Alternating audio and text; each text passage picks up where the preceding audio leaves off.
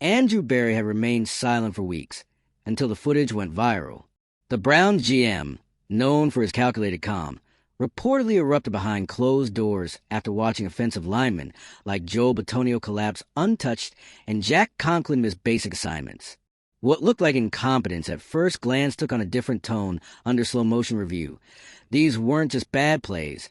They were suspect. Berry's reaction, according to team insiders, wasn't just frustration over performance. It was a breaking point. Fueled by months of ignored warnings, simmering locker room politics, and mounting criticism over the treatment of Shedeur Sanders. If you're into the real story and all the messy twists they don't show on highlight reels, go ahead and subscribe. And if you're sticking around to see how this Browns QB chaos plays out, you should definitely be subscribed. This isn't just a story about a struggling rookie. It's a case study in how NFL organizations handle pressure, power, and politics. The Browns' handling of Sanders, from internal player pushback to alleged sabotage on the field, reflects a broader institutional failure. When veteran linemen visibly falter at key moments and leadership remains silent until a public outcry forces a response, it raises bigger questions about how talent is fostered or deliberately suppressed in today's NFL. You don't need to be a football expert to know when something stinks on the field. And right now in Cleveland, the smell is impossible to ignore. Rookie quarterback Shedeur Sanders is in the middle of what's turning into a full-blown organizational mess. And the signs aren't just subtle, they're viral. Footage has surfaced that doesn't just suggest poor performance. It suggests sabotage. We're talking offensive linemen literally falling over mid-play, missing blocks like they've forgotten the basic rules of football, and somehow always in the moments that matter most. You know, like a crucial 4th and 1. And as this footage makes the rounds, people are starting to ask, what is really going on behind the scenes? Because this isn't just bad football, it's suspicious. And now, even Brown GM Andrew Berry is getting pulled into the chaos, reportedly going off on his own linemen after seeing this mess unfold. But let's back up, because this didn't come out of nowhere. This entire thing has been building. And if you've been paying attention, the red flags have been there from the start. Shedeur Sanders wasn't just any rookie coming into the league. He arrived with hype, eyes on him, a famous last name, and a media spotlight that followed him from Colorado all the way to the NFL. And for some teams, that kind of spotlight is welcomed. For the Browns, not so much. From day one, there were whispers that the organization didn't want to start him. Not because of his talent, but because of what he represented. Attention, pressure, expectations, and maybe most inconveniently of all, accountability. What's unfolding now is a perfect storm of internal dysfunction, because when you roll back the tape, literally, there are plays that don't make sense. Veterans like Joel Bitonio and Jack Conklin are either getting steamrolled or just hitting the turf for no apparent reason. One play shows Bitonio, a team leader, flat out falling over in a moment that cost the team a turnover. And that's not just bad luck. It's happening too often. The patterns are clear, and former players are starting to speak out. Guys like Lou Charles Bentley and Mitchell Schwartz are dropping insight that pulls back the curtain on this whole operation. According to them, there's resentment in the building. Sanders is being viewed not as a promising QB, but as a distraction. A guy who, despite his skills, just doesn't fit the mold that some inside the organization want to support. It's not about what's best for the team. It's about keeping the veterans comfortable. And here's the thing. Nobody in leadership is saying a word. GM Andrew Berry, silent. The coaching staff, not exactly rushing to defend Sanders or clarify what's going on. That silence is deafening. And it's fueling suspicions that this isn't just a team struggling to find chemistry. It's a team actively keeping their rookie QB from succeeding. The sabotage theories aren't coming out of nowhere. When you've got multiple plays showing linemen letting defenders through untouched, it starts to feel like there's a message being sent. And the message isn't subtle. We don't want this guy under center. What makes this even messier is the league-wide context. We've seen rookie quarterbacks struggle before. Sure, but not like this. Not when the failures feel this calculated. Other young QBs, ones with less star power or media attention, are being given time, support, and protection to grow. Sanders, He's barely getting a chance to stand upright before he's hit, sometimes before he even finishes his drop back. And the excuses are already being written for everyone except him. The narrative is shifting, painting Sanders as a medium-A quarterback, someone who got attention from his last name rather than his game. But if you watched him at Colorado, you know that's not true. He's got real skills, a sharp football IQ, and the kind of poise that should at least earn him a fair chance. But in Cleveland, that chance is slipping away by the day. And it's not just fans raising the alarm. Analysts are starting to call out what they're seeing in the film room. These aren't rookie mistakes. They're veteran moves. Only, in this case, it looks like the veterans are moving in the wrong direction on purpose. Some think this could be about loyalty to Deshaun Watson. Others think it's about egos in the locker room, not wanting to be overshadowed by a rookie with more media attention than the whole team combined. Either way, the organization's refusal to address what's happening is telling. When management says nothing, the players take the cue. And what we're seeing on the field is a reflection of that silence. It's not just one bad game. It's a pattern, a culture, and it's not sustainable. Because let's be honest, you can't develop a quarterback if you won't protect him. You can't pretend it's a meritocracy if media-friendly rookies are treated like threats instead of assets. And you definitely can't win in this league if your own offensive line is more interested in sending a message than doing their job. There's also the broader NFL hypocrisy that's being exposed here. The league says it wants new talent. It says it values young quarterbacks. But when one shows up a name people recognize and a camera crew following him, suddenly the rules change. Suddenly it's he's not ready, or he needs to earn it the hard way. Never mind that others are getting protected and promoted while putting up worse numbers. It's not just favoritism. It's fear. Fear of media noise. Fear of disruption. Fear of what happens when someone outside the system actually breaks in and expects the system to work for them, not against them. Right now, that fear is dictating everything the Browns are doing or not doing. And the result?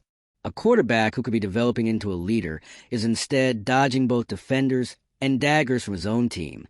If that isn't sabotage, it's the closest thing to it. Andrew Berry's reported frustration might finally signal a shift. But let's be real, it shouldn't have taken viral footage to get a reaction. It shouldn't require social media dragging your O-line through the mud before you acknowledge there's a problem. Because by the time you're watching the replays on Twitter, it's already too late. The trust has eroded. The damage is done. So where does this go from here? If the Browns want to fix this, they need more than a closed-door meeting. They need accountability. They need answers. And most of all, they need to decide who they're building around, and if they're serious about giving that person a real chance. Because right now, everything about this team's behavior says no. No to change. No to transparency. No to Shedeur Sanders. And yet, the league keeps watching. The fans keep watching. And every new clip, every missed block, every silent press conference just adds fuel to a fire that's already burning through credibility of the organization. Cleveland has a choice to make. They can either admit what's happening and course correct, or they can keep pretending it's just rookie struggles and let the problem rot from the inside. But fair warning, if they choose the latter, they're not just sabotaging Sanders. They're sabotaging themselves. Let us know what you think. Is this an intentional freeze-out, or just an elite-level collapse of coaching and communication? Drop your thoughts in the comments. And if you want more deep dives into the wildest stories in sports and celebrity culture, make sure to like, share, and hit subscribe. We've got a lot more to talk about. All right, so let's dig even deeper into this mess. Because the more you look at what's happened with the Browns and Shedeur Sanders, the harder it is to believe this is just incompetence. At this point, it's not about being bad at football. It's about choosing not to play it the way it's supposed to be played. The Browns' offensive line, one of the most veteran groups in the league, is supposed to be the backbone of this team. These are guys who've been in the trenches, who know the stakes, who played through injuries and high-pressure games. But now, suddenly, they can't seem to stay on their feet. They can't pick up basic protections. They're leaving their rookie QB, who's trying to prove himself on every snap, completely exposed. That's not just sloppy. That's targeted. And let's talk about that 1-4-1 play, because it's been burned into every analyst's mind by now. The ball is snapped, Shedeur is looking for daylight, and then, thud, Joel Bitonio, the supposed leader of the line, just eats grass. No contact, no stumble. Just a straight-up fall like someone hit pause on his controller. You don't have to know X's and O's to know something's off there. That's not just a misassignment. That's a moment. And when moments like that keep piling up, it's no longer coincidence. Now, this isn't to say every offensive lineman on the Browns isn't on it. That's not the point. But in football, chemistry is everything. And when it looks like part of the team is pulling in one direction while others are just jogging through the motions, or worse, sabotaging, it creates a fracture that you can't repair with a film session or a pep talk. The bigger issue? This could have been avoided. The coaching staff knew what kind of environment Shedeur was walking into.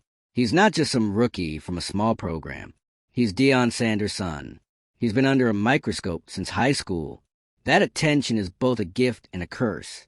And when you bring someone like that into a locker room of veteran players who already feel like they're not being heard, you need a plan. You need leadership. You need communication. Instead, what we've gotten is the organizational version of a shrug. Where's Kevin Stefanski in all of this? Where's Andrew Berry's voice when things started unraveling? The Browns had a chance to step in, clear the air, rally the team, and they didn't. They sat on their hands while a promising quarterback was being thrown to the wolves. Or, more accurately, to his own line. And look, we get it.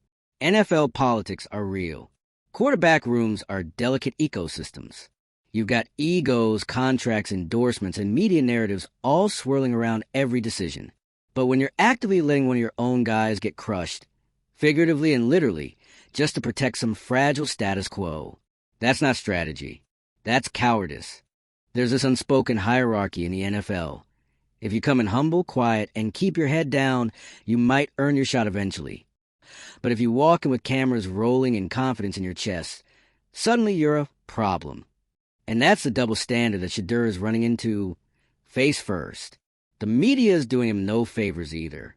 Analysts are calling him unprepared, distracting, or overhyped, without once acknowledging that he's being given less protection than a folding chair in a hurricane. And sure, not every rookie can start week 1 and dominate. But let's be honest. If this were a different player without the last name Sanders, with less social media buzz, he'd probably be getting a dozen excuses made for him right now. Instead, the narrative is flipped. The guy dodges 2 defenders, makes a tight throw under pressure, and the headline is, Sanders still can't lead team to win. Like, what are we doing? You'd think someone in the organization would have stood up and said, hey, this isn't right. But the silence has been louder than the hits Shedeur has been taking. And that's saying something. And you know what happens when management stays quiet during chaos? People fill in the blanks. Rumors spread. Theories start sounding a lot less crazy. Because if nothing is being done to protect your young quarterback, if nothing is being said in his defense, then something else must be going on. And here's what people are starting to believe. That this is a cold, calculated move by the team to protect other investments. Whether that's Deshaun Watson's reputation, or certain veterans' locker room influence, or just the old-school way of doing things. Sanders was never meant to thrive here. He was meant to sit, to learn, to wait in line. But talent doesn't wait. Opportunity doesn't wait. And fans aren't waiting either.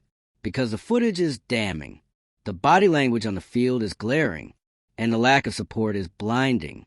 It's like watching someone try to swim while their teammates are poking holes in a life raft, and then getting blamed for not making it to shore. This should have been an opportunity for Cleveland to show growth, to finally break the cycle of self-sabotage that has haunted this franchise for years, to take a young, media-savvy QB and show that, yes, they can handle pressure, that, yes, they can develop talent without drama. But nope, same script, different quarterback. And now, you've got fans split down the middle. Some think Shedeur is being handed too much, too soon. Others see what's happening and are furious that no one's stepping in to stop it. But here's the thing. They're all watching. Every snap, every blown protection, every missed block, And every second that the front office stays quiet is another second that this team looks more and more dysfunctional. So what's next? If the Browns are serious about fixing this, it's not going to come from a media statement or a half-hearted vote of confidence. It's going to take action. Strip it down, call out, and rebuild the trust from the ground up.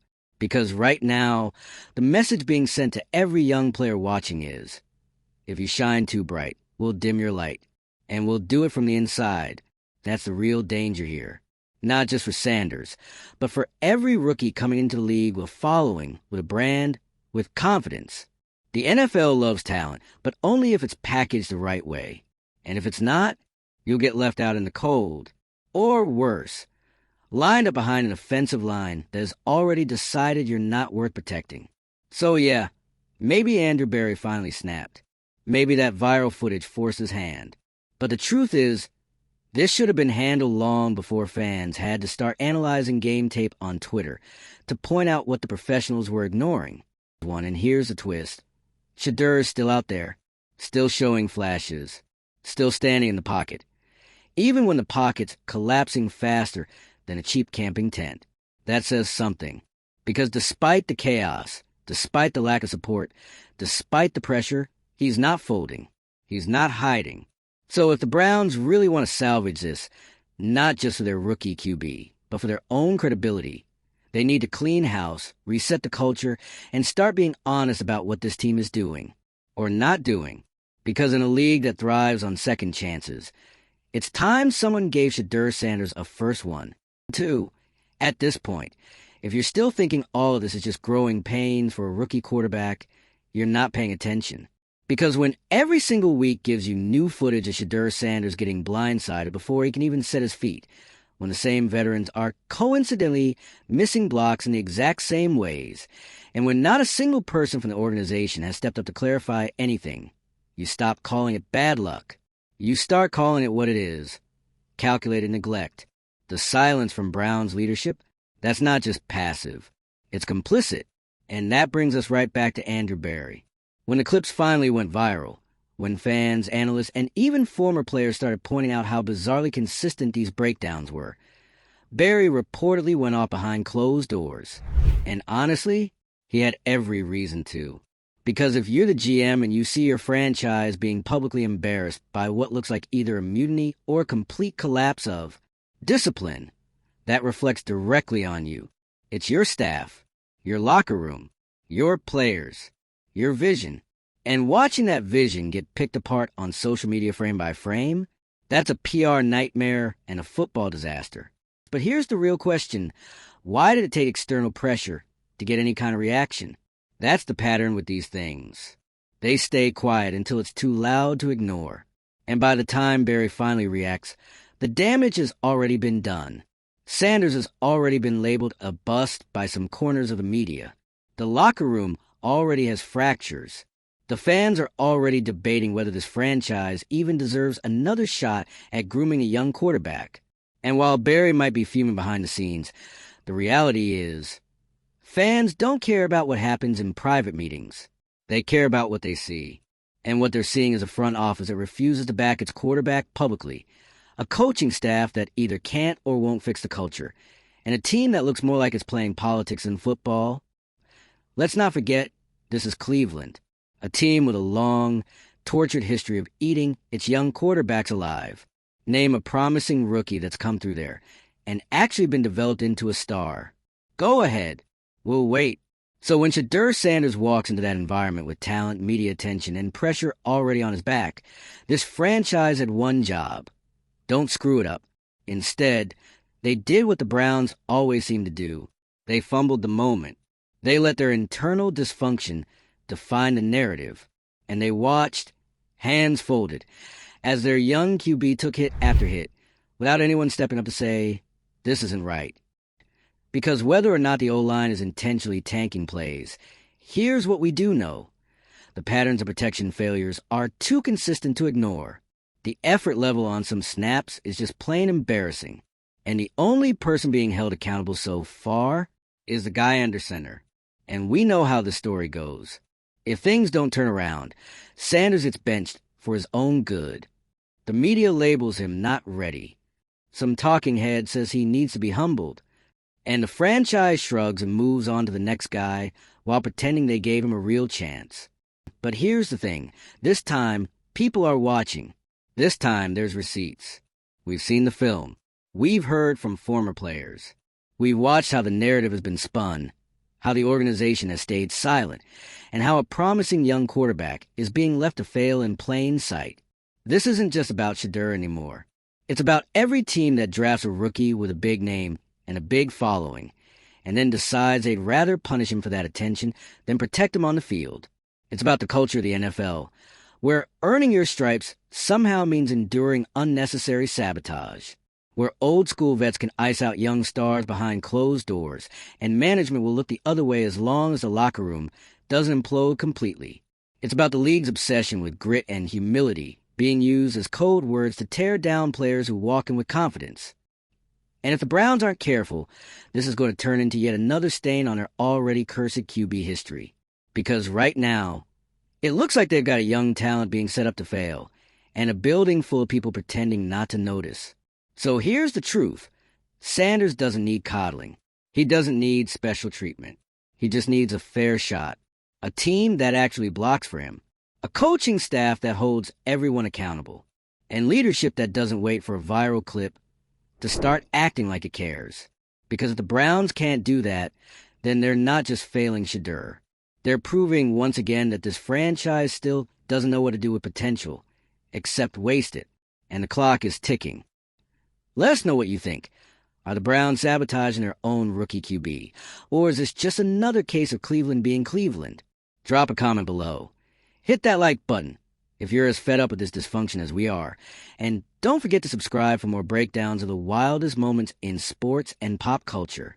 We'll see you in the next one.